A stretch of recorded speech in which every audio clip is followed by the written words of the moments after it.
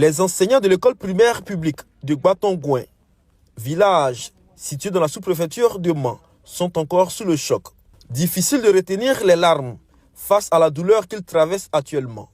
Une de leurs, la maîtresse de la classe du CP1, Flavie Christelle Keke, et son fils de 7 ans, élèves dans cette même école, ont été atrocement assassinés.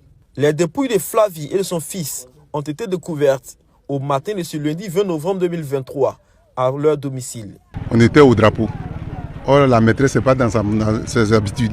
À 7h30, elle est à l'école. Moi, je viens à 7h et tous viennent me trouver.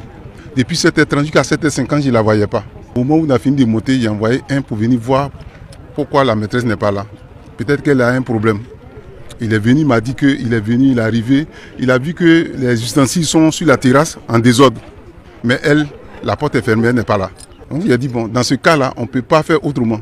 On va demander aux alentours. On demande aux alentours, il dit que c'est depuis samedi, ils l'ont vu. Mais on ne sait pas où elle se trouve. Donc ils ont cassé la porte, ils arrivent, on les a égorgés. Le samedi, j'étais là. Bien avant que je ne parte, je suis passé lui dire au revoir. Donc je vais à Mans. Mais je reviens le lendemain comme j'ai mes enfants qui sont à Mans. Et c'est sûr revenu le dimanche aux environs de 19h. Je constate que chez elle, tout est noir. Donc pour moi, je me suis dit que bon, quand je suis parti à Mans, elle aussi a dû demander peut-être qu'on appelle un congé pour aller juste aussi peut-être à Mans ou bien peut-être au village. Ça me dépasse quelqu'un tu as vu hier. C'est pas parce que les bandits ou bien fait parler avec quelqu'un et puis tout d'un coup il y a un assassinat. C'est une première que ça arrive dans ce village-là. On n'a jamais vu ça. Peut-être que si ce n'est pas elle, ça pourrait être moi aussi. Toujours selon le voisinage, rien ne prévisageait une telle situation dans ce village, situé à une dizaine de kilomètres de la ville de Mans.